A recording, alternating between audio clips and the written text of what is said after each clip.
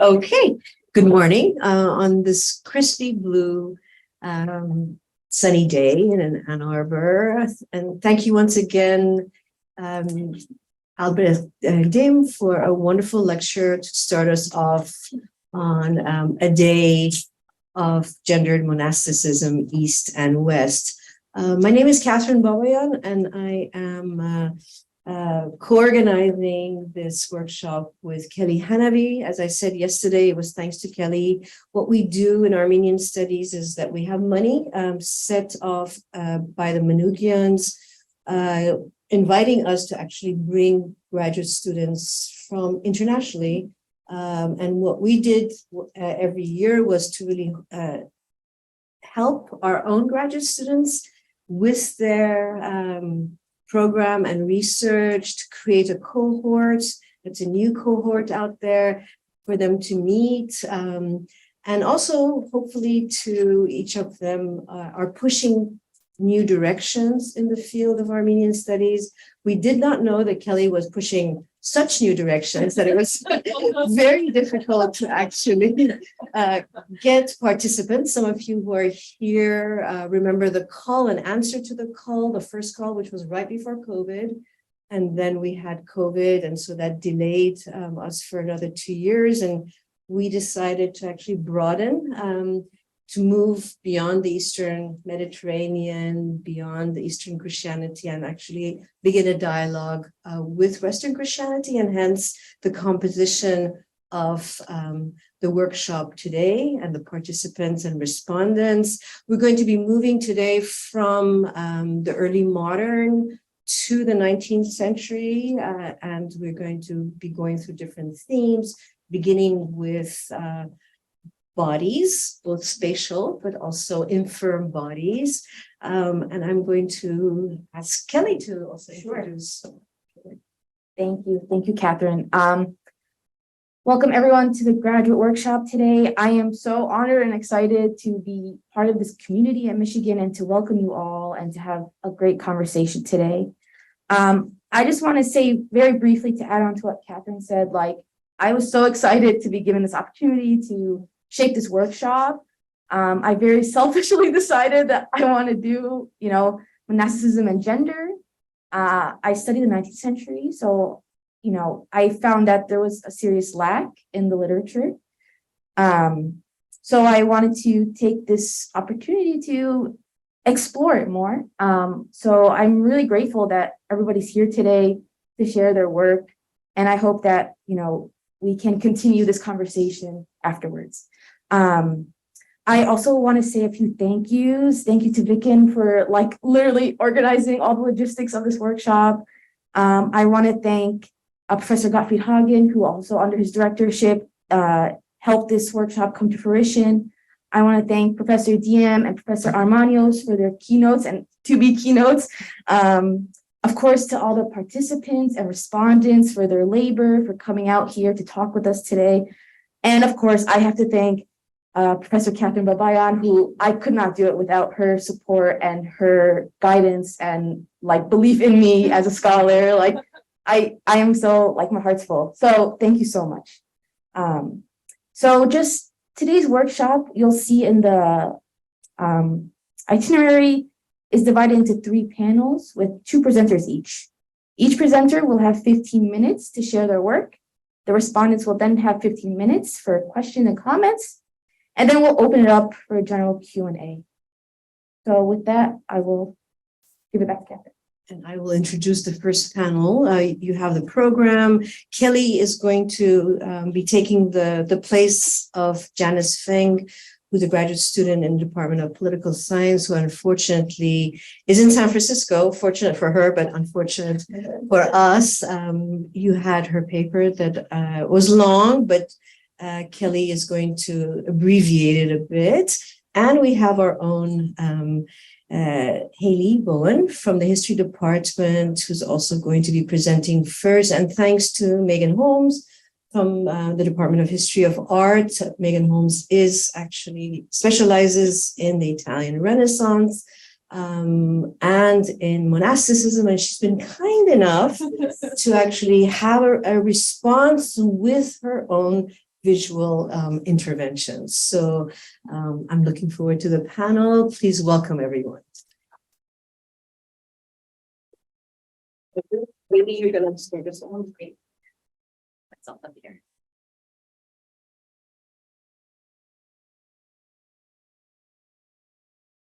Hopefully everyone can hear me okay. Great. The nod, so I'll take that as a yes. First of all, I'd love to thank Catherine, Kelly, and Vicken for organizing this event and for the invitation to come and present some of my my work on early modern convents in the French Empire. I'm very sad that Janice can't be with us today, but I am looking forward to our discussions over the course of the next couple of panels. So since there are some of you in the audience who have not yet read the paper, I thought I would sort of introduce the topic very briefly, and then I'll reach in and I'll read a portion of the paper to kind of give you some of the primary source meat of the paper. And then I'll finish with some concluding remarks, and I'm going to try to tie into some themes from Janice's paper as well. So this paper is on the problematic of bodily impairment in the cloister. How do monastic communities develop structures, rules, and regulations to deal with illness and permanent disability among their residents?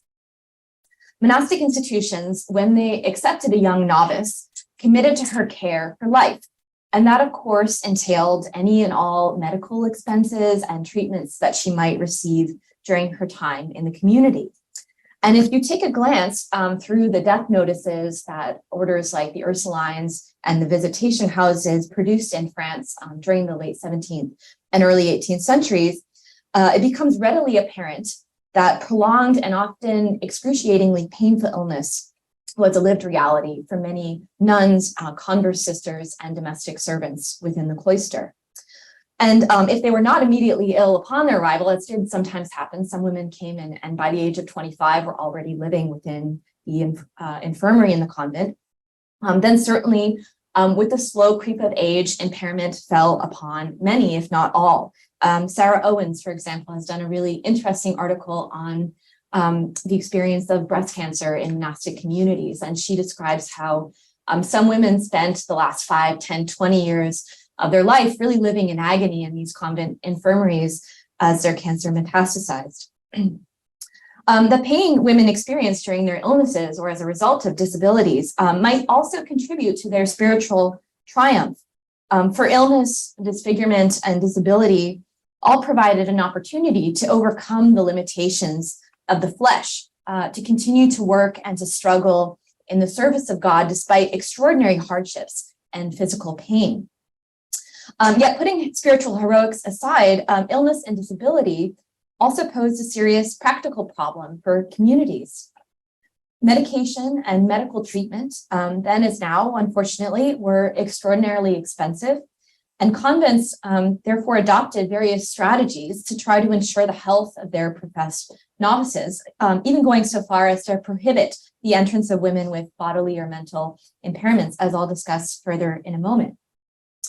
Yet in my own research on lay women, so non-professed women who lived within convents as pensioners or temporary residents during the 17th and 18th century, I found that a number of elite non-professed women and their families occasionally made use of the convent as an institutional resource for managing physical or mental impairments or prolonged illnesses.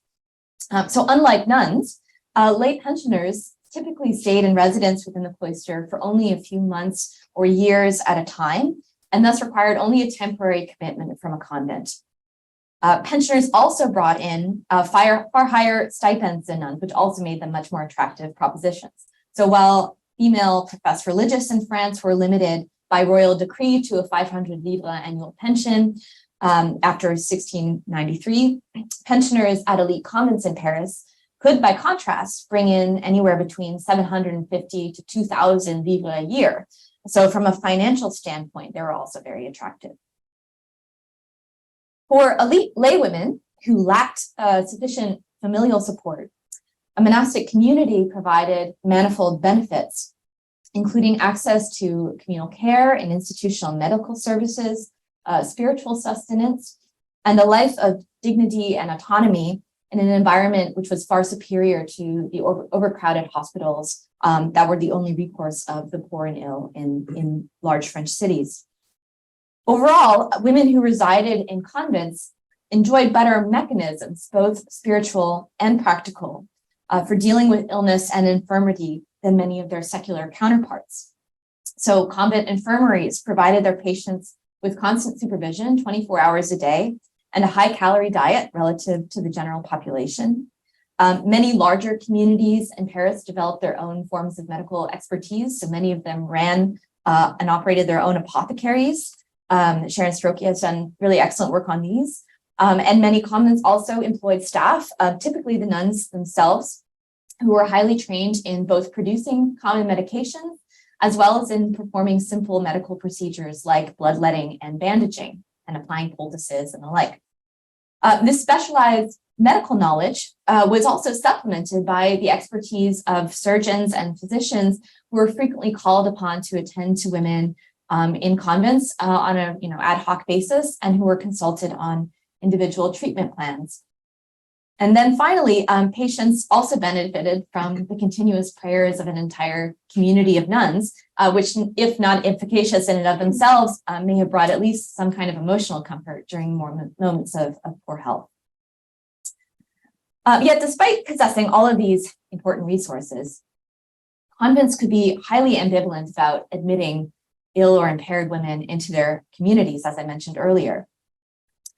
Ecclesiastical officials certainly worried over the sincerity of disabled women's religious vocations, fearing that families might use convents to offload the labor and cost of care onto a monastic institution without regard for the wishes of the woman herself.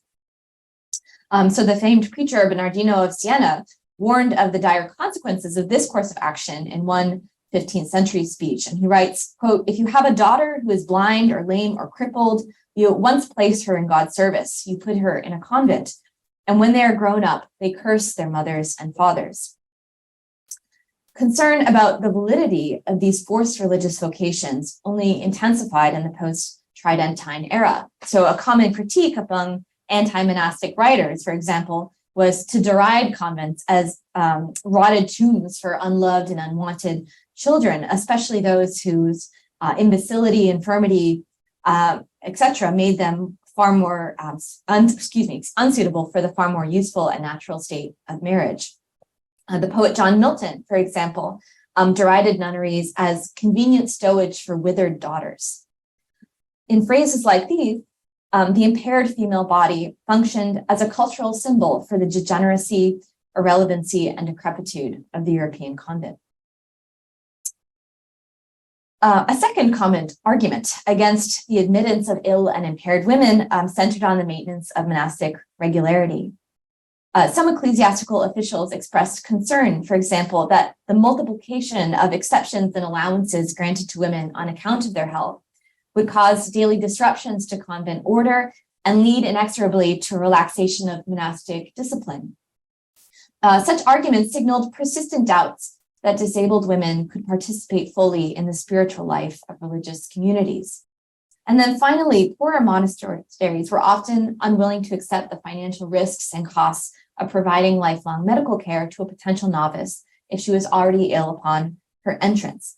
So they made calculated decisions when admitting novices about each woman's longevity within the community and her ability to contribute to the activities of the house. And when doing so, they often implemented rules in their own constitutions that limited the entrance of novices with different impairments, physical or mental. Many convents created significant administrative barriers to the admission of disabled women, and in most cases, explicitly prohibited their entry as nuns. Some of these prohibitions centered on concerns surrounding the ability of novices to perform the regimen of labor and prayer, which was required of them within the community.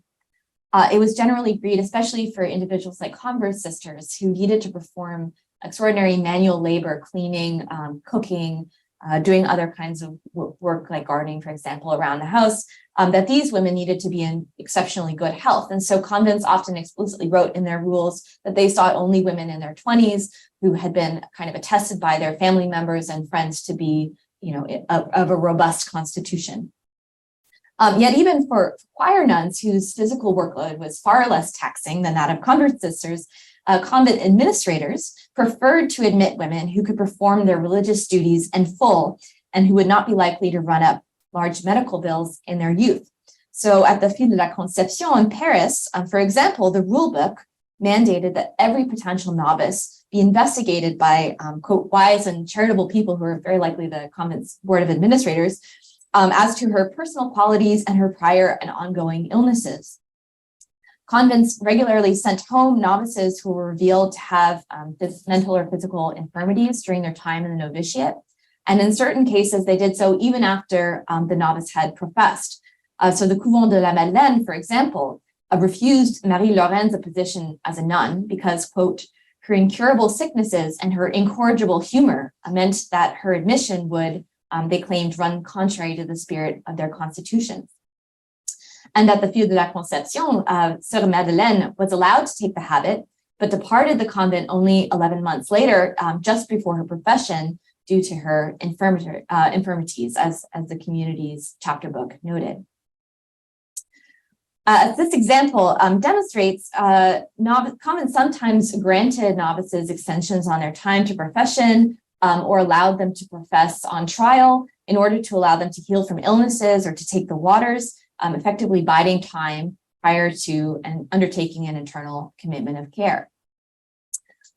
Yet, of course, money talks in this period as in our own, and any scruples over an illness or infirmity might be dispelled by donations or exceptionally large dowries.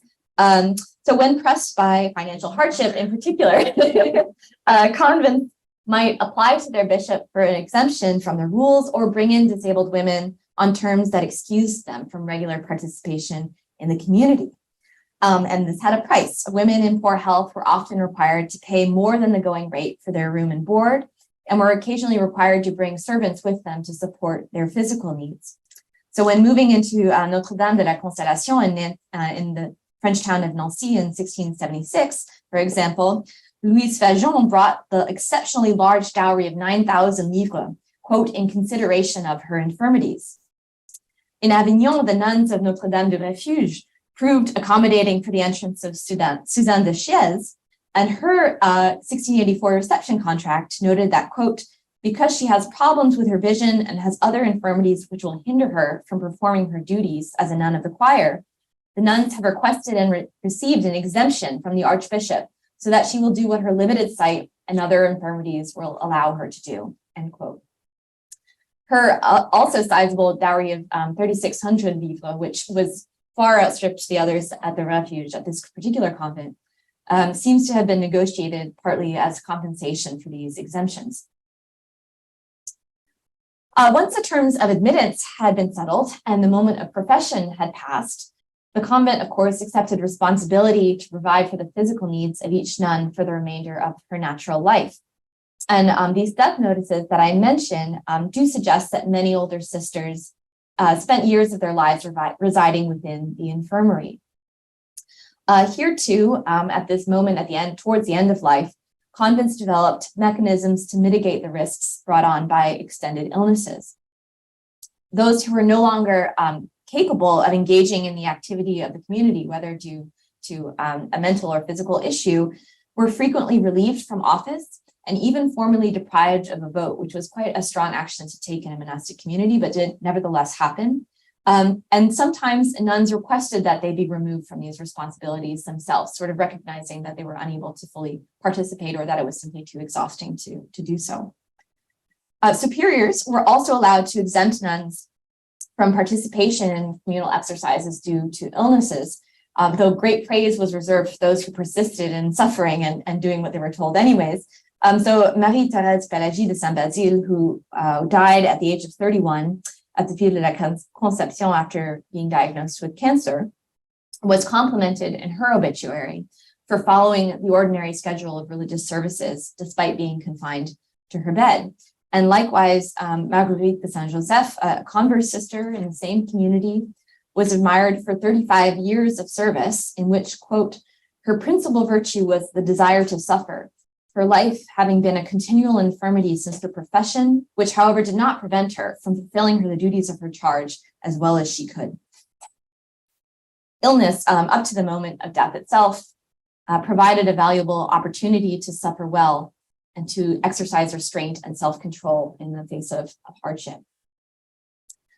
So having laid out the broad contours of the experience of illness and impairment for professed members of monastic communities, I'd just like to very briefly mention the case that I brought up at the very end of this paper in the written version, that of Marie-Anne Taxi. I have a lot of information and details on her case because it appears in the police dossiers and in the police archives in Paris. But I do have other examples of pensioners who were admitted into convents in order to be taken care of, sometimes until death, and they would create profession contracts and the like, which in which they would basically promise large amounts of money to the community in exchange for being taken care of in their old age. But most of these women, I don't have the kind of bulk of material that I do on Marie-Anne Taxi, so hers is the best example that I have. She was a very wealthy woman and who lived at the Couvent de la Feuillantine in Paris in the 1720s and 30s. She had dwarfism and also a number of other illnesses that, in her own description, tended to plague her throughout her life.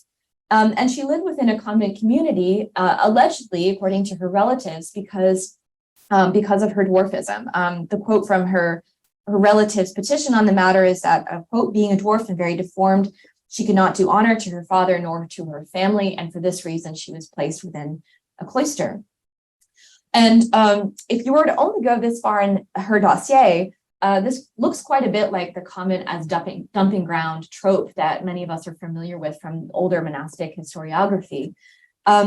But in the case that I'm writing about, this particular case, I'm trying to argue a slightly different story. That in the second half of her life, the convent turns into a site of refuge or sanctuary for her, an alternative community, social community in which she can receive medical care, exercise a certain amount of independence financially, and like I said, build relationships with other women. So at a certain point in her life, she attempts to leave the convent. Her family contests this. She's trying to marry. They are opposed to the marriage. They succeed in incarcerating her.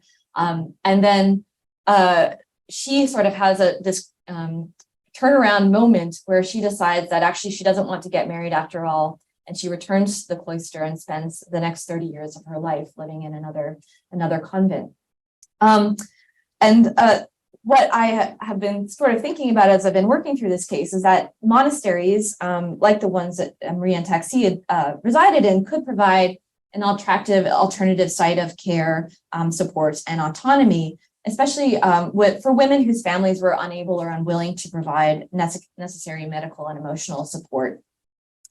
So although many communities erected administrative barriers to the admission of ill or disabled women, for the right price, laywomen like Taxi and professed nuns could both mobilize the convent as a site of institutional care if they were careful about it and did it under the right conditions.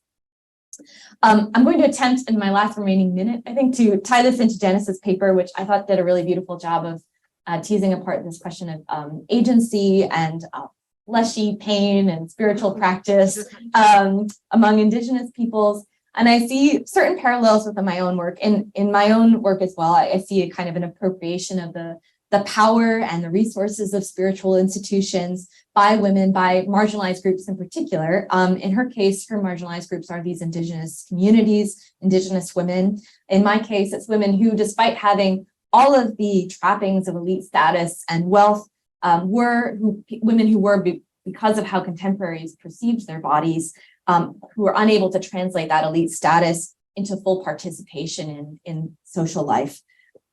Taxi's example certainly demonstrates how, under certain conditions, convents could provide an alternative social community for lay women whose corporeality was interpreted to pose legal barriers to their marriage and child rearing. In Janice's case, physical pain, which is a mechanism for attaining spiritual authority in her own work, is also a means of developing community. And I think there's a slight contrast with my own work here. It's quite a different story when one cannot choose one's own pain. Of course, one can always choose how one reacts to it, but one cannot choose if one is experiencing a disability, one's own physical ailment. And in fact, pain could be a quite isolating experience for many early modern women, an isolation which some women sought to remedy through recourse to the cloister. So thank you very much.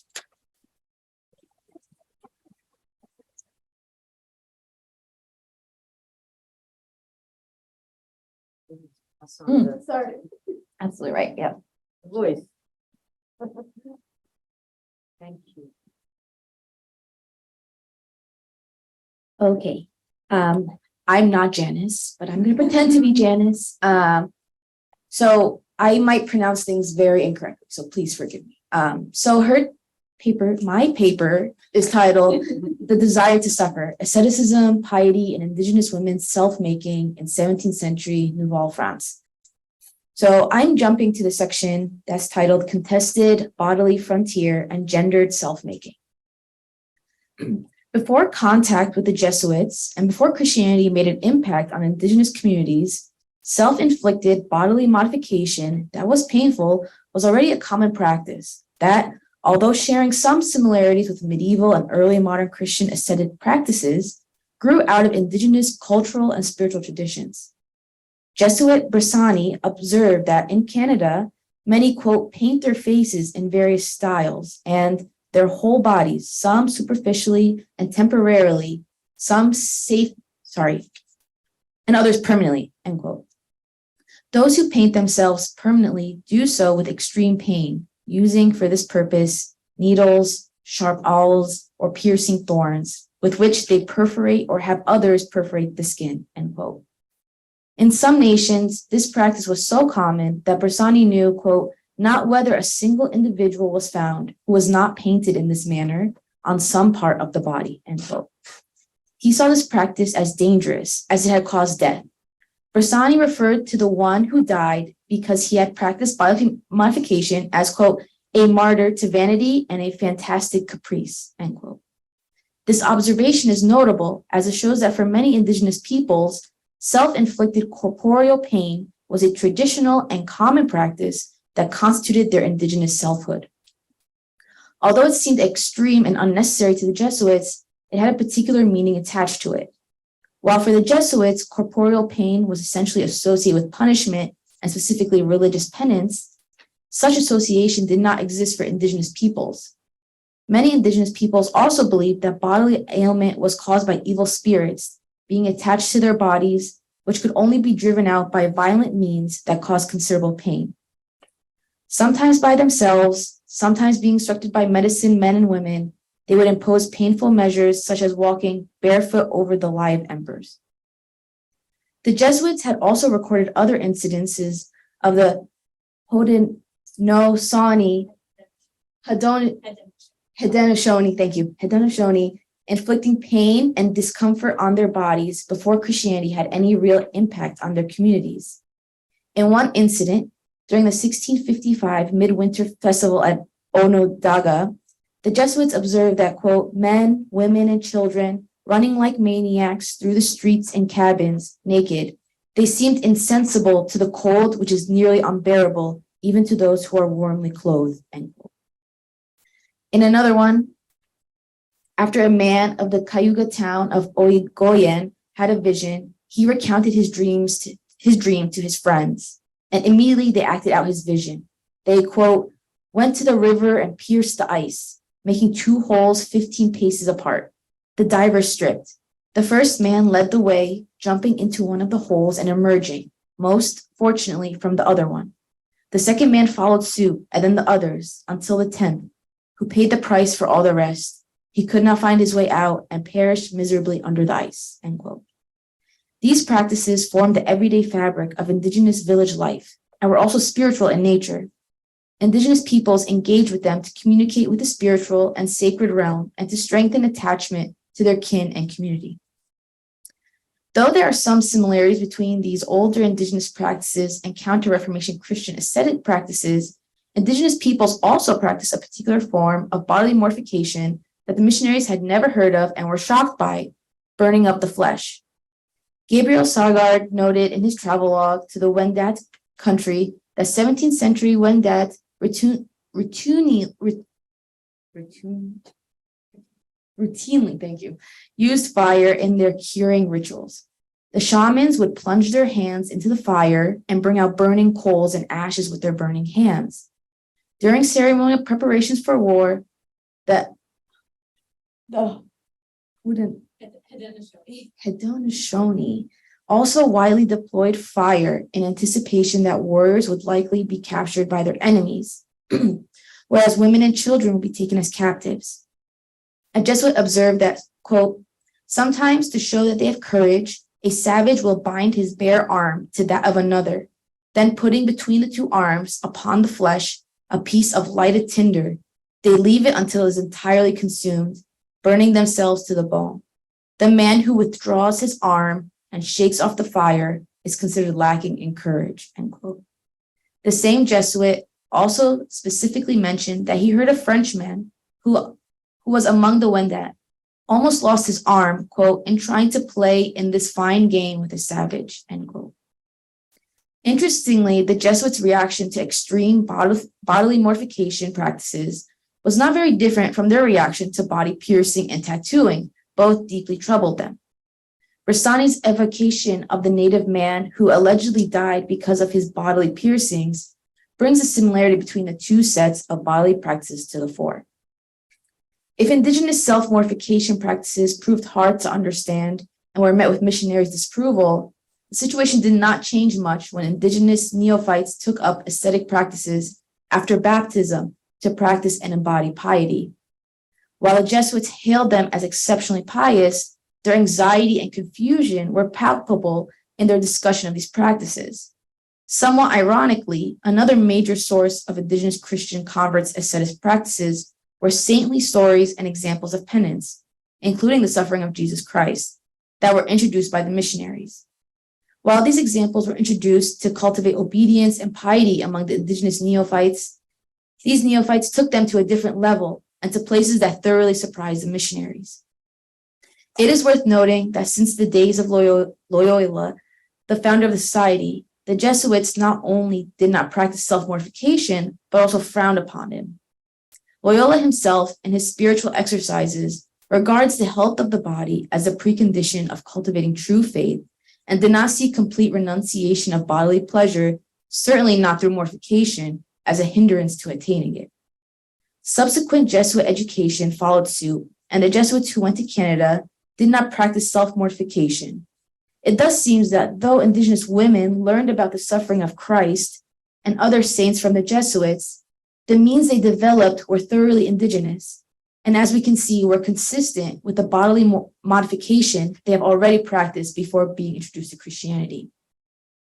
Some indigenous women observed the ascetic practices of hospital nuns.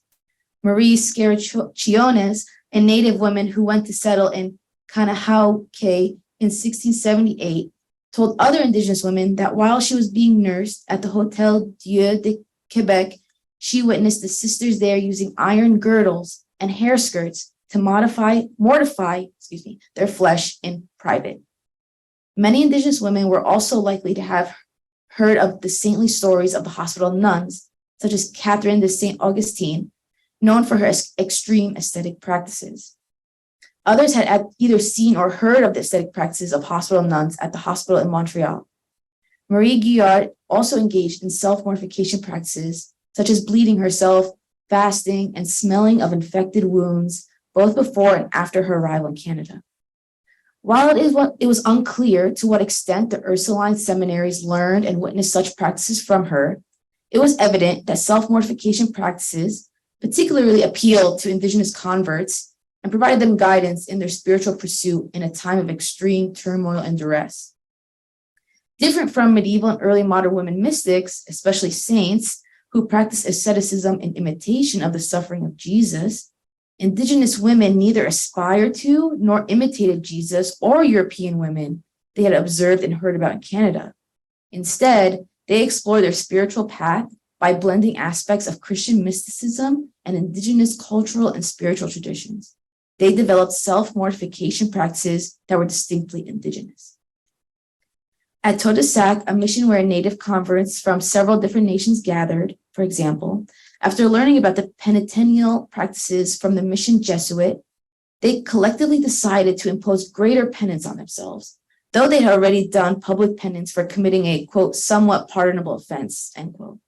They, quote, made a great discipline of heavy cords full of large knots, which they tied to the end of the stick to serve as a handle.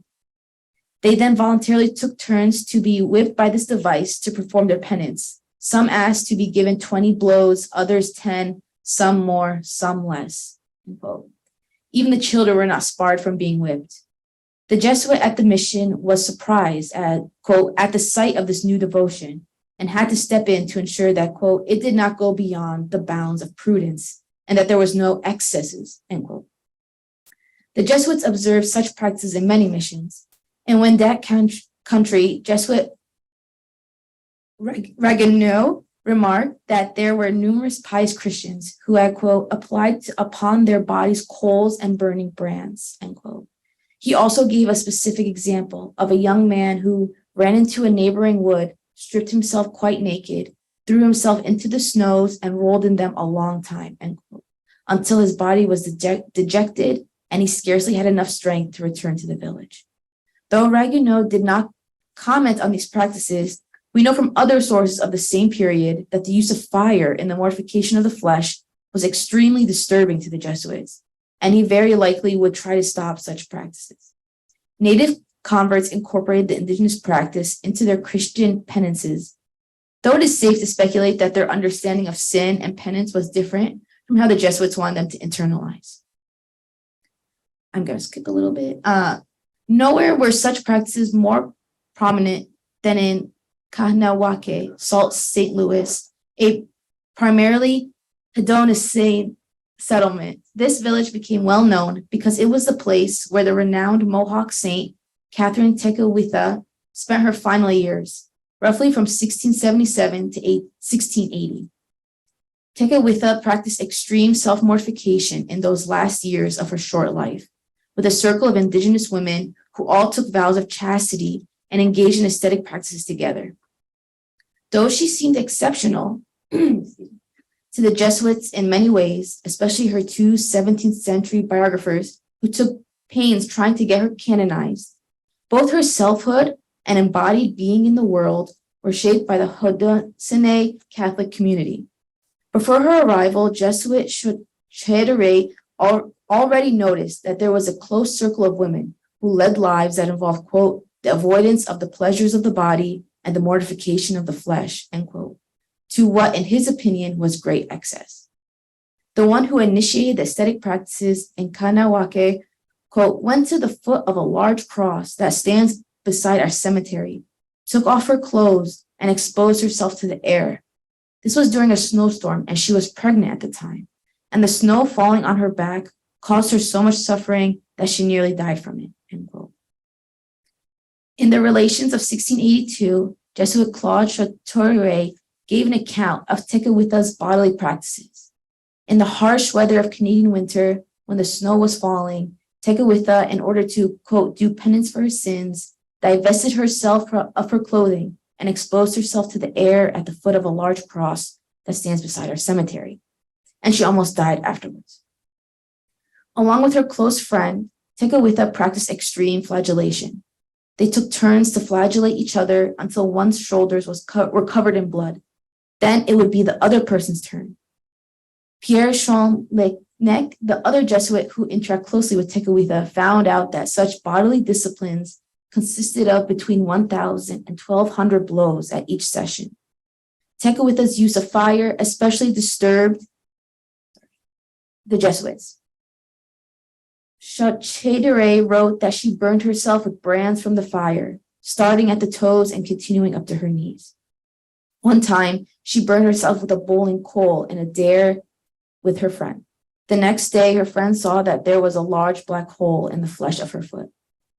The other women in Tekakwitha's circle, charcuterie noticed, were in her fervor and imitated her. Two of them, quote, made a hole in the ice in the depth of the winter and threw themselves into the water, where they remained during the time that it would take to say a rosary slowly and sedately. One of the two, who feared that she would be found out, did not venture to warm herself when she returned to her cabin, but lay down on her mat with lumps of ice adhering to her shoulders, end quote. These invented mortification practices constituted their usual exercise of penance that the Jesuits had to tell them to stop. Cholonek also mentioned a woman who not only practiced flagellation, but would also freeze herself by rolling in the snow and then cut herself with a knife. Her behavior was so extreme that Cholonek tried to stop her, but she would go into the woods, quote, where these Christian women believed that anything was permitted, end quote. He imagined her saying to herself, at least in the woods, I shall be mistress of my own body. In the life world of her village, Kanawake, devoted women converts quite commonly practice such bodily mortifications. Religious piety, we see, characterized the social milieu of the whole community. These women were portrayed as embodying the desire to suffer in the extremest form. Worried about the implications of such excess, the missionaries tried to introduce more moderate means of penance, including whips, irritating hair shirts, and iron girdles. But to their dismay, Native women only added these measures to their practices that they were already engaged in, thereby defeating their purpose. Unable to fully discipline Indigenous women's bodily practices and their bodies more generally, the Jesuits had to resort to disciplining the meaning of such practices in their texts, extolling these women as exceptionally pious. In their words, these practices showed, quote, an ardent desire to suffer an expiation of their sins, end quote. Yes, since the Jesuits did not practice self-mortification, nor did they see it as a necessary way of demonstrating piety, the extreme self-mortification practices Indigenous women took up, we could imagine, must be perplexing and somewhat disturbing to the Jesuits. Their attempt at interpreting and representing the meaning of these distinct Indigenous practices within the parameters of Catholic orthodoxy only shows their anxiety in failing to contain. We see that for Indigenous women, self-mortification practices did not affirm religious and colonial authority. They were a means to express their pieties and penance directly to God without the mediation of the missionaries. Several Jesuits mentioned their unease, learning that Indigenous women had been engaging in self-mortification practices without their knowledge and their control. Drawing from both Indigenous and Christian traditions, Indigenous women developed these practices dynamically. They pointed to a creative way of self-crafting and meaning-making that subverted without directly waging wars against colonial mandates. Rather than displaying complete obedience, which the missionaries intended to cultivate, Indigenous women converts' bodily mortification practices contain more complex forms of desire and meaning. The female body, while being a target of disciplinary control and colonial transformation, was also a crucial site for practice indigeneity. In particular, it is the incalculable subversive of the flesh that makes disruption possible. The experiential, sensing, feeling, and affected bodily surface is the venue through which pleasure and freedom can be experienced in unpredictable ways. Feminist philosopher Johanna Oksala, drawing on Foucault's account of the body, argues that, quote, the experiential body is the locus of resistance in the sense that it is the possibility of an unpredictable event. The experiential body materializes empowered knowledge networks, but the limits of its experiences can never be firmly set because they can never be fully defined and articulated. It can multiply, distort, and overflow meanings, definitions, and classifications attached to experiences, end quote. The subversive power of the body always takes shapes imminently in the field of politics, within concrete relations of power. The flesh or bodily surface as the most contested frontier that both demarcates the self and connects to the world, further testifies to the incalculable power of subversion. Flesh, as both the cornerstone and potential ruin of the world of man, to use Wiley's phrase, is the sensing and relational surface through which body and affect are transmitted, through which boundary is tentatively established and unmade at once through communal relations and the locus of desire and self-making and self-fashioning. Instead of demarcating stringent bodily boundaries that enclosed the self and isolated it from others, the self that was being crafted through these practices was fundamentally constituted and rooted in communal existence. Thank you all.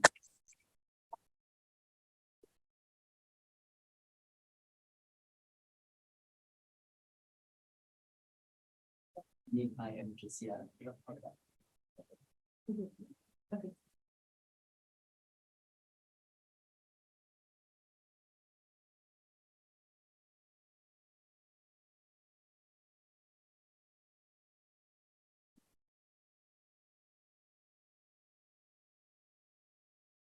I want to thank both Haley Bowen and Janice Feng for two excellent and stimulating papers presented under the session theme of early modern monastic piety and bodily sensibilities. There's both compelling common ground and notable differences in the material that they covered, and I thank Haley for gesturing towards some of them. And I will attempt to draw some of these out. And there are also, I guess, notable differences.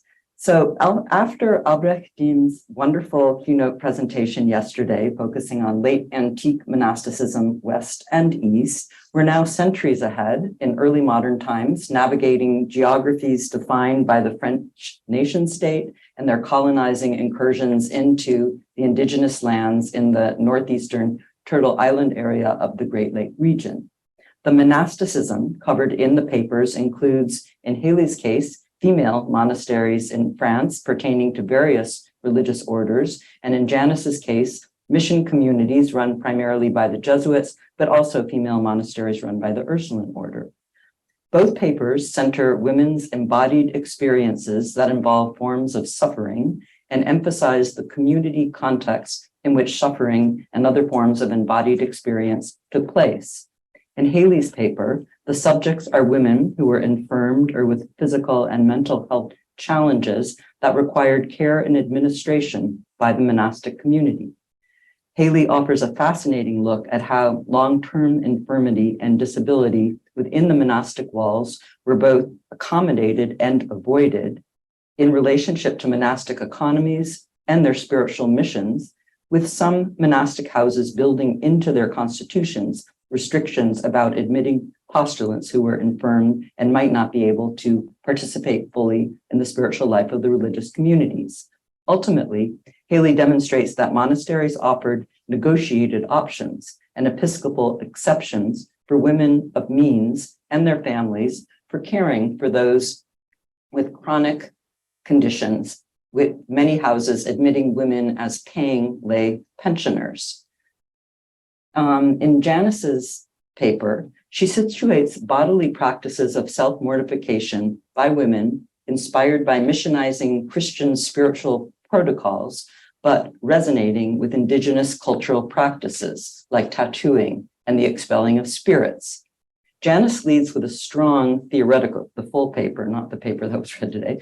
Janice leads with a strong theoretical section, including decolonizing feminist studies, where she arrives at the position that, quote, the possibility of subversion and disruption to dominant powers is imminent rather than innate to piety, and it is precisely by practicing and inhabiting piety through repetitive bodily acts that coercion and oppression, especially colonial domination, can be challenged or disrupted. In both cases, Haley and Janice are opening new areas of study related to the experiences of early modern women through archival research. And were Janice here, I'd love to hear more from both of them, but from Haley about these archival sources, because they're wonderful resources and they're informing your work beautifully. I'm interested in foregrounding how embodied female experiences can be excavated from historical sources and drawn out and elaborated. So often the references are encoded in monastic prescriptions or reported by male authorities. Haley presented the rich case of taxis, where there are court proceedings involving the testimony of multiple stakeholders and people involved, and Taxis herself is given a voice. But I wanted to know more from Haley's sources or other period sources about some of the cultural frames for understanding infirmity and disability within the monastic walls. If care for the chronically infirmed and disabled was integrated into the everyday of monastic life, how did it operate? From the perspective of the women who were being cared for and those who were doing the caring. Within the monastic economy, How was the labor of care valued and characterized? And how is the experience of physical suffering through infirmity interpolated? We get lovely suggestions in the quotations. The converse sister Marguerite de Saint-Joseph, whose principal virtue was described as her desire to suffer, and Taxis, with her various infirmities, hoping to find a place where she could, in her own voice, quote, enjoy an honest liberty and live Christianly and sweetly. And then 30 years later, at her death, being praised for making herself, quote, generally well-loved, and for her good qualities, her goodness, her sweetness, and her reason. Sweetness comes up twice in this set of documents, and I wondered, what did it mean to experience embodied affirmity with sweetness? And then one other thing that I didn't write into the paper, but it was really wonderful to hear them read again. Also, just the spaces of infirmity. And I guess in my work, I've always sort of thought of the infirmity as this little closed off room where people periodically, I've worked on both male and female monastic communities, but this little space where they would kind of come in and go out. And then suddenly in your work, the infirmity with long-term residence becomes something a little bit more akin to a cell or a dormitory. So I was interested in how that impacts it as a space. It's not quite so transitional as I had imagined. In Janice's paper, in her theorization of the embodied experience of self-mortification and crafting selfhood under duress, she draws attention to flesh and surface. And I wondered where in all of this is kind of the notion of the Christian soul. That didn't come up. And self-mortification for her is just one of the forms of embodied experience that she considers. So what was not sort of just read now, she has a section also on bodies circulating across geographies and knitting together and reinforcing kinship and family structures against the forces of resettlement and dispossession during fraught times of war, epidemic, and forced migration. Janice notes that these experiences need to be constructed against the colonial archive. And I wanted to know more about how she is going about this. In the paper, which, as mentioned, is very constructively theory-driven, when she moves to her historical context, so she has the theory section, then her historical context section, in the section that was read, she mobilizes commentary from her Jesuit sources that characterize the indigenous converts in the mission settlements positively, mostly, but also with some consternation, but in terms of their demonstrations of extreme Christian piety. She nicely explores the cultural valuation of the related embodied states of involving self-mortification through exposure to cold, ice, and fire, and notes where Christian meanings sit alongside indigenous meanings that are tied to local ecologies. When she switches, though, to the second kind of section on circulation, she shifts her mode of historical presentation somewhat and sort of writes a little bit more with an over voice, not as much out of her historical records. And I'm sort of interested about that and wondered if she's bringing in something like critical fabulation or because she sort of, that's when she starts to develop her notion of this through and through indigeneity. So I just wondered a little bit about that section. And then I guess I also wondered about her concept of through and through indigeneity. And I wondered if she feels that she's kind of, in some ways, accommodated that in the early theoretical section, or whether a little more pressure needs to be put on that. I may be reacting in a slightly knee-jerk way when I'll just read what my reaction was. I sort of wanted to know more. What does it mean for Janice as a historian to be making this claim? And I guess I wanted to know, does indigeneity need to be theorized at this juncture, at both this early modern historical juncture in relationship to period categories for belonging and community? And she's talking about a lot of different communities, sort of these categories generated from within the diverse peoples that she's considering, but also in the context of the disruptive, transformative settler colonialism taking root, in which Christianity is also a complicit missionizing operation enabled by colonial incursions, participating in the disruption and erasure of these very conditions of being and belonging. And I think she definitely, gestures toward, not gestures, she accommodates that kind of position, but I sort of wanted to get a sense of what her indigeneity is as a category. There's also the 21st, there's also this 21st century juncture where indigeneity is such a contested term. So I guess my question is, what does it mean for Janice as both a historian of the early modern period and as an interlocutor in cultural debates at this moment to claim a kind of indigeneity through and through for the relatively silent subjects of her historical investigation? Both papers raise interesting questions about how gendered subjects situated within monasteries and other spiritual communities navigated multiple, overlapping, and interconnected systems that could be complementary, but that could also stand in considerable tension with one another. These overlapping and interconnected systems were socio-political, involving networks of monastic orders and individual monasteries or settlements, country and empire, First Nations, family and kin. They were cultural, these systems were cultural, involving different religious and spiritual belief systems and domains of cultural knowledge and practice, like in Haley's paper, medical expertise that sort of played out both in terms of female monastic and male professional doctors in attendance in the infirmary, with some medicines manufactured locally in the convent apothecary. And these overlapping systems were economic, where economic considerations related to survival and relative freedom, where monastic economies operated in relationship to other systems of exchange and relationships to land, possession, and value. So having said all that, I'm going to do a little switch of registers, and this is where the visual will come in. I want to consider briefly a dimension of history that is not as manifest in the papers. It's manifest, but not that strongly. As an art historian, I want to ask Haley and Janice about the relevance of material and visual culture in their work, and to pose to the workshop the question of how attending to related material and visual culture and to spatiality, which has certainly been discussed, but I think some of the conversations happened a little off-site. So spatiality. So for the workshop, how attending to material and visual culture and to spatiality can inform our work as historians, reflecting on the quotidian and the divine in monastic life.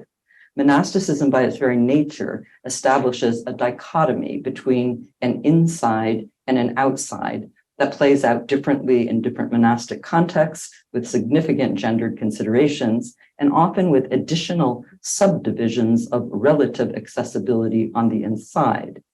And this inside-outside dichotomy and the degree of porosity in moving between these physical and imagined domains has profound implications for material and visual culture and spatiality related to monasticism. I also want to throw into the mix another question that hasn't really come up in the papers thus far. How are we as historians to consider the non-human in all of this, particularly the non-human bound up in supernatural agency? How does the non-human and supernatural agency play out, for example, in a situation like the mission settlements in the Turtle Island area, where there were both newly imported Christian sectarian perspectives plus indigenous understandings about the agency and animacy of the spirit world and in the natural environment? I'm going to offer a brief example from my own work that touches on the material and visual, the visual, the spatial, and supernatural agency. I focus on late medieval and early modern Italy in my scholarship, and I have worked on monasticism in two contexts. I wrote a monograph on a Carmelite monastic artist, the bad boy, Fra Filippo Lippi, and he's represented in a self-portrait image over on your left. So at one point in his life, he lived with an apostate nun and their child, and who, while employed in the Medici palace in Florence, was said to have escaped at night down knotted bed sheets to philander at will. Lippi's skill as a visual artist within the monastic economy and local power structures, and his strong patronage from the Medici family and their allies, played a significant role in his ability to move between monastic and secular spaces and wear his Carmelite robes through to his death. He was imprisoned on one occasion and tortured. In working on Lippi, I also explore late medieval and early modern monastic artistic production in Italy more widely. I also wrote about Lippi's paintings for Florentine nunneries, and that's one above me, and consider the consider the nuns' share in these commissions. I've also worked on miracle working images in Florence and Florentine territory that were venerated in monastic churches and in the internal monastery spaces of male and female communities. The example that I will share comes out of this body of scholarship on miracle working images. And next one, please. So in the city of Florence, a Benedictine nunnery known as Le Murate, and it's number 26 right over here on this chart, and you can go one ahead. It is on a road called Via Ghibellina in the city. It's in the east of the city, has a cluster of nunneries there. According to and Le Murate literally means the walled sisters, so it speaks to the spatial kind of situation of the conditions of the women.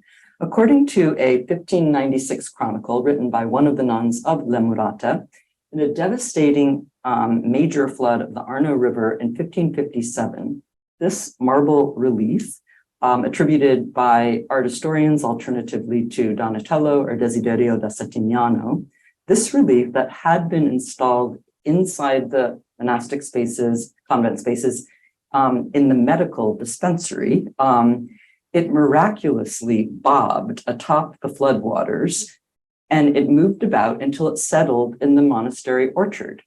This miraculous transposition of the heavy stone image was interpreted as a willful act of translation on the part of the Madonna herself, indicating her preference for a more accessible site for her image that would permit greater public veneration.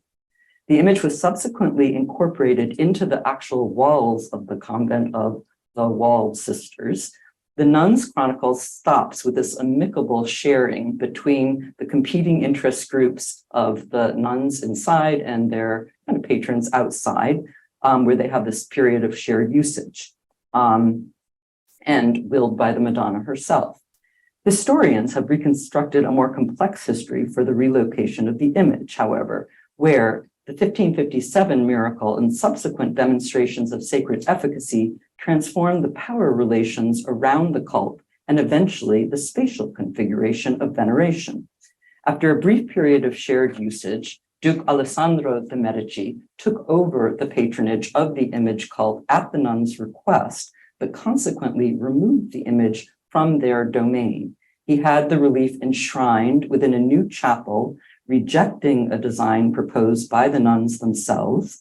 The chapel opened directly onto Via Ghibellina. We can go to the next one. This is the chapel now that is accessible from Via Ghibellina, but the chapel opened directly onto Via Ghibellina without an internal passage into the nunnery, so they're effectively locked out. The Duke considered the nuns' access to the site to be in violation of the strictures of their enclosure, which had been reconsidered significantly during the period of the Counter-Reformation. And the women were effectively locked out of the cult. We can go to the next one. The nunnery itself was later turned into a prison and is now a cultural institution. And I think they're also considering possible private residences being incorporated. And it also is a second example in this session of the relationship between enclosure and incarceration, which we also had with Tassis in your paper. So that's my intervention.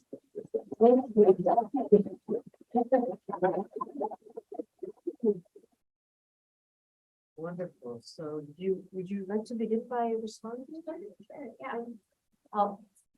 They're really wonderful questions, and I'll try to be brief, I guess. I love this image because actually a number of the comments that I studied were turned into prison after the French Revolution. So there's something about the structure of monastic communities that lends itself well to incarceration, I think. Maybe I'll just stop real quick. You asked originally about archival sources, and I will say the ones that I use to explore Taxi's case are fairly unusual in that they're police dossiers. So it's sort of by chance when you happen upon a story like that in the police archives. But certainly in terms of the monastic records that we have, the principal one is, of course, these prescriptive sources like constitutions and rule books, which all have sections on infirmaries and the infirmière, the woman who was supposed to be charged with running that particular site within the monastery. But another rich source for me in terms of uncovering individual stories has been contracts created by communities with individual pensioners. There are not many of these that survive, but for certain institutions that were better at holding onto their records, we have them going back to the second half of the 17th century. And in these contracts, women will establish certain conditions for their residents within the community, including the pension they're going to pay, any donation that they might make after they pass away, where they would like to live within the monastery, how many servants they would like to bring with them, any special privileges they might like. So, for example, they might request to sit at the table of the abbess at meal times, or to have privileged entrance into particular parts of the community that they might not otherwise. So in these contracts, we get some stories of women who were experiencing medical difficulties later on in life. Most of these women are widowed and older, and they request that the convent maintain them until their death in exchange for their annual pension. And then if the convent does that, provides their medical care, then they will give a large donation at the end of their life. So that's another large source. But I think a lot of my material is certainly of the prescriptive variety. So that's a quick word on sources. This question of how labor care actually functioned in the convent and how it was valorized is another really interesting one. So infirmaries are, unsurprisingly, because of even early modern knowledge about the spread of disease, they're typically separated spaces within the monastic community, and they're often structured like dorms rather than cells. So they're large halls, well ventilated, typically was a desirable goal. Some of them have an adjacent cell where the nun who is heading up the infirmary will live. And then they typically have altars so that and religious images as well. Speaking of material culture within the convent, there will typically be a religious image there for the contemplation of the infirm who live in that community. But you're very right in that it's not necessarily always a transitive space. People will remain in that site for a very long time. And actually, we know this partly because when you look at visitation records, which are the reports of ecclesiastical officials to these communities, they will sometimes complain that the infirmary has become a gathering place for women, because there's a nun who is very beloved and women want to visit her and attend to her and sit with her. And the priest will come in and complain that people are spending too much time in the infirmary. They need to go back and do the masses and the vespers and all that. So it becomes a sort of a communal site, and most poignantly at the moment of death, the entire community will gather in the room and attend to the nun in her final moments and chant prayers with her, and sort of it's I think one of the benefits, one of the attractive qualities of monastic life is to end your life surrounded by all of these women who you come to know. But in terms of it being valorized, that labor care, it seems to be one of the most annoying offices to have in the community. And the constitutions and rule books will talk about this rather explicitly. They'll say, we know how horrendous this job is, basically. So you have to be exceptionally patient with these people and you can imagine why, right? Illness is incredibly messy, and especially when you're dealing with my mother used to work in elder care. You're cleaning up after people. It's a very physically demanding job. And it's not one that many nuns in the community would want. And so the constitutions urge the woman who runs the infirmary to always have patience, to remember that any care she demonstrates to these people will rebound upon her in heaven and in the next life. The sick on the other side of the equation are also encouraged to that kind of sweetness. And that takes two forms. The ecclesiastical officials and the nuns who are writing these constitutions have two main concerns. One is that in penitential communities, in particular, where the regimen is very strict, they want to ensure that women will not go to the infirmary too often, that they not cost the convent too much.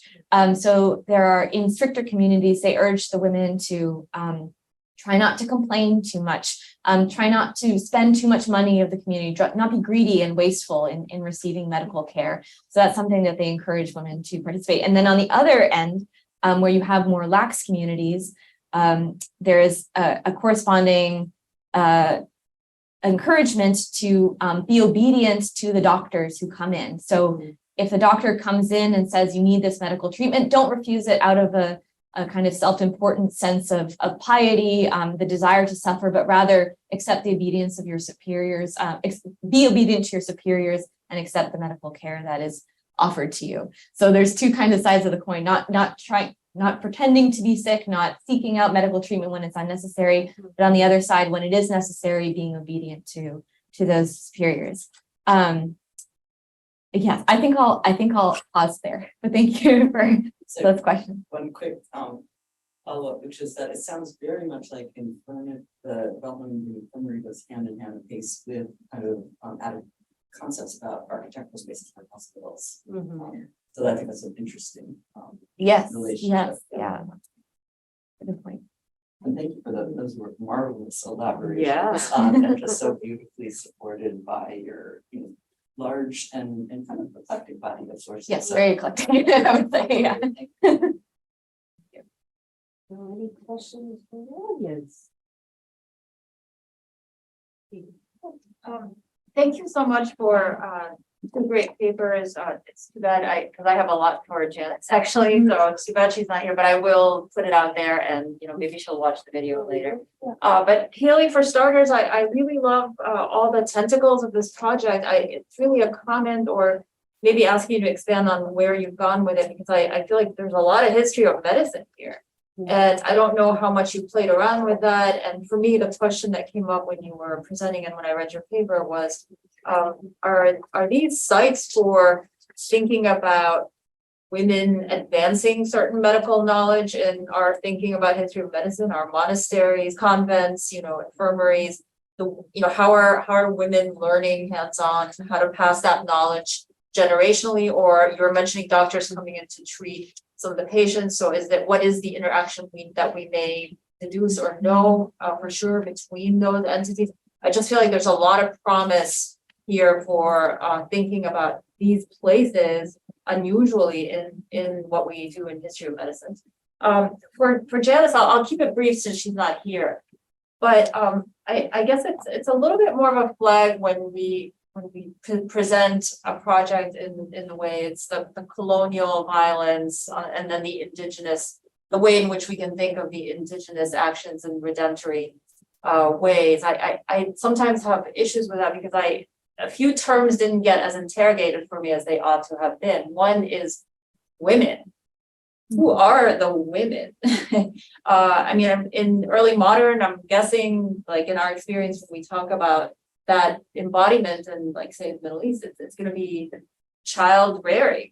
It could be, right? I mean, are we talking about 11, 12, or who are women here? What is their age?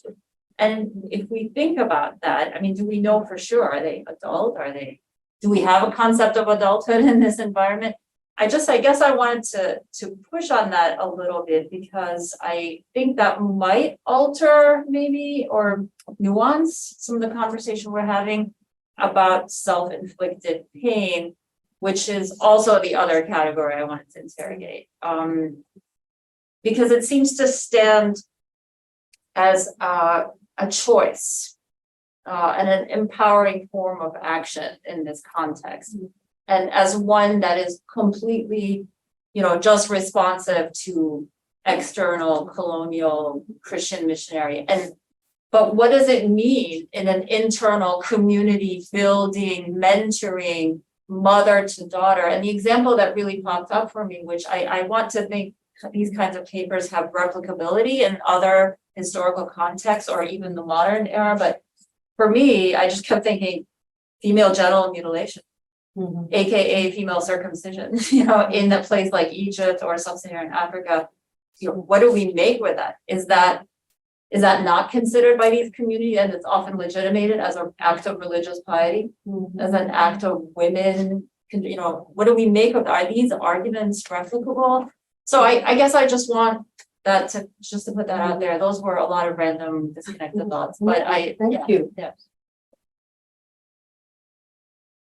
I had one thought in relationship to like the role of medical practice inside and sort of what that transmission looked like. Because when I worked on artistic practice in a monastic context, basically without somebody who was trained outside of the monastery, it was almost impossible to maintain a certain level of professionalism in the monastery, but also these practitioners were allowed to go out and practice. It was almost impossible to maintain it beyond 2 generations. And so one wonders, what do you need to maintain, a practice where you can have women operating kind of inside the environment as healers? That's interesting.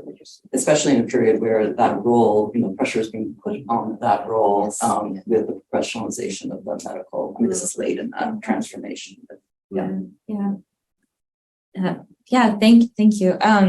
So I will admit that I don't know much about the history of medicine. I've been working a little bit more in history of disability in the early modern world, and that's where most of my recent reading on this topic has been. But I'm getting more and more interested in it, especially as part of producing this paper, because this is sort of a first foray into this particular topic for me. But what I will say is that in terms of like passing on that knowledge, I unfortunately don't know not much, but what I do know is that they're very protective about their own expertise, and communities that develop their own apothecaries in particular, and have some nuns who are trained in medicine, are very reluctant to admit male physicians into their community until the very last possible moment. So I think they attempt to maintain, well, whether that's a cost-cutting measure or a kind of sense of that they have that they're sufficiently proficient in this practice. That's kind of still a question for me, but it seems like in most of the communities where there are apothecaries, the community itself is quite large. So I imagine there would be sort of an apprenticeship structure. And when you look at larger communities, the infirmary, the woman who runs the infirmary will also be assigned assistants to work with her. And it's one of the jobs of the convert sisters who take more simple vows, who aren't beholden to the same kinds of religious practices within the community, but perform more manual labor. They will often be called into the infirmary to perform labor there, whether that be lifting women from one bed to the other, changing linens, cleaning bedpans, things like that. So I think there is a sort of very hierarchical structure within the infirmary, but because women are there for life and women often stay in these positions for many years at a time, there's an opportunity certainly to train new incoming novices in those kinds of practices should they show talent and interest in doing so. That's a first pass at an answer. So maybe I can pick up on pick up on Phoebe's query about choice and self-passion, right? And the difficulties of the sources that are always, whether your sources or Janice, have mediated through the Jesuits or through the police or through the nuns, right? So how do you get at, right? A conundrum, a problematic that we do have as historians, right? So to not have the voice of Taxis, although it's an incredible case study that you're working on. And then, could the statement of the nuns about her sweetness, tell you something about what she manages, right, in some way, as being part of a community, right? In this case, clearly bringing the inheritance that she has from her father, right, into the community, but that not being enough, right, because of her bodily state of being a dwarf. I mean, could one excavate these different kinds of representations? Sure. Yeah. Thank you. So, Taxi is actually one of the unusual. I didn't get to fully kind of pull out her story in the paper that I submitted, but Taxi, very unusually, we do actually have some of her writing. We have the petitions that she submitted to the police, and I'm working on an article. It's fully. I just need to get it out the door, but it's fully drafted. But in her petitions, she actually she makes a really unusual step, which I think is to sort of downplay what she calls her deformity. She first sort of sets a boundary around that. She says, my relatives say that I'm no more than 2 feet tall, but everyone knows I've always been more than 3 feet. And that's all I'll say about that. What's really more important is the fact that I'm a free woman. My parents are deceased. I have control over my own property. I have a right to do this. She doesn't use the language of right, but that's effectively what she's arguing for, is that her elite status allows her, and her independence as a woman of 35 years old allows her to undertake this kind of marriage contract. So she makes, she's a very experienced litigant. She's participated in a lot of legal struggles with her family. So I find that kind of elision of her bodily status very interesting, because it's very much the focus of her relatives' petition. They get a number of priests to attest that because she's, quote, a monster of nature, that she would be unable to conceive and therefore could not engage in a canonical marriage. So we have a sort of a very short statement from her in which she sort of she very effectively dismisses that argument and focuses instead on her legal capacity. But she also, in some of her letters, says that the nuns are her friends and that she feels welcomed and loved by them too. So I do think, at least in her case, we can point to an authentic change in her attitude, where at a certain point, freedom for her moves from being outside of the convent to being inside of it. Freedom outside of the convent is also dangerous, it turns out, for her. She's fearful that she'll be kidnapped by her fiance, for example, at a certain point in this dispute. She's fearful that her relatives will try to move her to a different location. And so the world outside of the convent, at a certain point in this case, appears very dangerous. And there's a shift in her language where she begins to say, actually, my autonomy is within the cloister. That is where I can operate independently, have full control of my finances, and also be protected. And so I think for her, I've become convinced, at least, that she's kind of operating freely when she decides to stay in the cloister. Certainly, she could have made another choice, right? She could have moved to another convent for a few years, decided the eyes of the police were no longer upon her, and left the convent, as many other women in her situation did. But the fact that she stays for another 31 years and eventually dies within the convent, to me, indicates that she is making a choice. But yeah, you're right that it's very ambiguous often. And this is a problem that I grapple with in my dissertation in general, because my project is looking at lay women who are both voluntary admits to the cloister and also incarcerated in the cloister. And the line between the two is really surprisingly blurred. Some women, for example, are incarcerated in the cloister, and then the incarceration order is lifted and they decide to stay. Is that a voluntary or an involuntary confinement? Very hard to discern. And then there are some women who, like Texie herself, who start as a apparently voluntary pensioner within the convent and then are incarcerated in the convent again, and then free. So it's there's lots of ambiguity, and unfortunately, we don't have the kind of richness of sources to always be able to tell in every instance what women, how women perceive their own agency and their ability to enter or leave this space. Certainly, I think for certain women, the benefits of being in the cloister are there and make it a choice that they willingly engage in. But that's only because the world for women outside of the convent is deeply hierarchical and restrictive. And the convent might be the best option out of a series of really bad options for some of them. And whether we can really talk about that as a free choice is sort of up for debate. But yeah, that's some initial thoughts. Thank you. Yeah, I wanted to ask something, so a little bit to follow up on something that Megan pointed to, which is sort of the theological superstructure in all of this. Is this embracing of suffering, and which comes out in rather different ways. It seems to me in cases that Janice is talking about, but also in some of some aspects that you were mentioning. And so, of course, yeah, suffering is at some level imitatio Christi, I guess.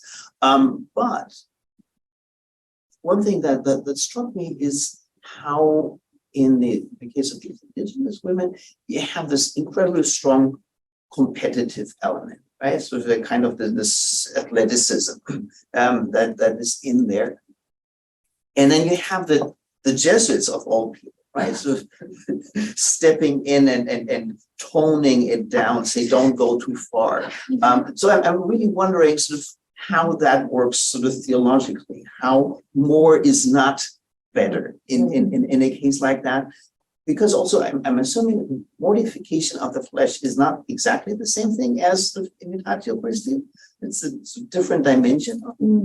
And in regard to something you were just saying, which I found really intriguing, is how the work in the infirmary is the hardest and most despised work, but it's not embraces suffering. It seems to me there's something else there. So if you can sort of a little bit elaborate on that dimension, is anything of this structure showing up in your sources? Are there arguments why that type of suffering is good and the other is less conducive to redemption? Thank you. Yeah. So my immediate response to that is that it varies greatly by community. And in penitential communities, you don't sort of get these warnings to back off on the discipline that you inflict upon yourself. But in some of the active communities I look at, so communities that have active institutes out in the world, educating children, caring for the sick, like the Ursulines in Canada, teaching Indigenous and children in Christianity, there's sort of an institutional motivation to reduce one's discipline because one has to stay healthy for the purpose of the institute. And that is actually sometimes framed as a sort of emotional suffering, because the assumption is, I know you have, in these constitutions, the assumption is, I know you have a desire to suffer and to mutilate yourself and to whip yourself and to do penance for your sins. But your particular cross to bear is that you shall not do that because you're working for God and God wants you to teach children, or God wants you to care for the poor.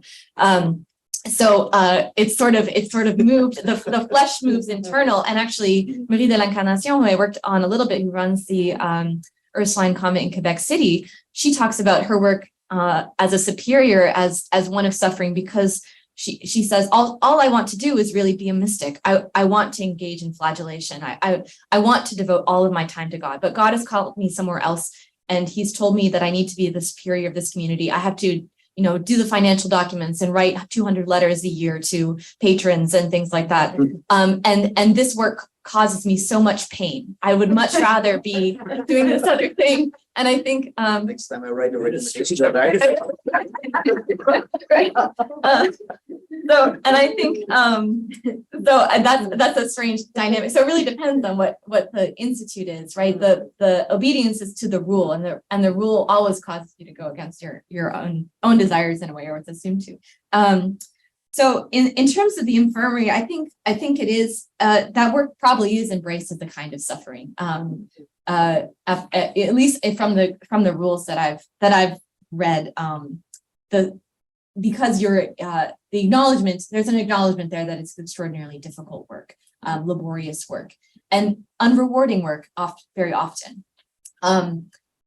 It also seems to be very challenging interpersonally as well. I'll just make a slight mention of that. I think the admonition to the sick to not be complaining is mainly for the benefit of those who are taking care of them, to try to reduce conflict within the community as much as possible, because one of the things that's always pretty much always mentioned when the infirmary is brought up is that they might find themselves hating their patients. You might be tempted, but you have to approach the women with love and charity, even though you might feel the desire for the opposite, whether that's because you're simply disgusted by the work that you're actually doing, or because that interpersonal relationship has become challenging because they are not being a good patient in the way that you want them to be, and the Constitution encourages them to be. I think Helen has his hand up. Yeah, thank you. Both fantastic. It's so interesting that we are having this discussion on Good Friday, and so thanks for the academic liturgy of it. But I want to say one thing in response to Janice's really inspiring paper, and that is, I think, the backdrop to medieval mystic women who simply imitate Christ, just doesn't work. They were as inventive, as creative, as subversive in very different ways. And I could give you examples, but sort of polite discourse prevents me from going into details about what some of them did. But I want to call attention to a dimension that I would love to hear more about, and that is the collective of the women themselves, and not through the lens of them as being part of a community that needed to be sustained economically and in other ways, and was sustained by the rules and keeping up the rules, these perspectives. Because I think, both the self-mortification and the sickness, have something in common. There are incredible strains on the community. And I want to hear a little bit about, the perspective of other women. I've always imagined that in the Dominican convent in Zurich from the 14th century that I know something about, sort of this, at the time, famous mystic must have been hated by her fellow nuns because she called attention to herself in ways that were just so, kind of not part of a collective endeavor, and raising questions about intentionality, what are her intentions of engaging in these practices. So, and I'm interested in these conflicts or tensions as much as the sources I understand, sort of convey very little about this. But I think it's a dimension that is very important because, our perspective guided through Enlightenment discourse is often to individual nuns and what is their motivation, what did the families do to make them join, or, was it free agency that was at work and so on. I think the collective dimension is equally important. I have this hilarious collective kind of versus individual. There's a Boccaccio story where a nun has been kind of having sexual relationships, and she admonishes all of the other nuns about that. And they kind of address her when she's wearing a priest's set of breeches on her head, because she had to, when suddenly they were under scrutiny, she had to grab the clothing of her lover, put it on her head, and the nuns sort of eventually sit there patiently and then call attention to the fact that she's the abbess, and then call attention to the fact that she's wearing breeches on her head. But it's a lovely demonstration of kind of the larger core power relations and sending up the abbess. Yeah, I mean, one of the reasons that Marie de l'Incarnation gets so much praise after her passing, that she manages to hide all of these mortification practices from other members of the community, and apparently, and in the lore at least, and it is her confessor who reveals to the rest of the community the pain that she has been enduring. And I almost wonder when I was listening to the kind of abbreviation version of Janice's paper, if the fact that this mortification that the Indigenous women are undertaking is so public is part of what makes it so disturbing. They're going out into the woods and in the presence and full view of other people. And that is sort of the opposite of what mortification is supposed to look like. Mortification is supposed to take place alone in your cell or in secret. You wear a hair shirt under your clothes to conceal the fact that it's there, for example. So I wonder if the kind of public nature of Indigenous women's mortification is part of what makes it difficult for the Also, Jesuits. the spirit of collectivity. Because in public, it actually draws, I mean, she gives examples in the longer version of the paper, it draws women from the Indigenous community to their circles, right? So there is that fear as well. But at this point, maybe we can pause. Thank you, have some coffee, and continue our practice.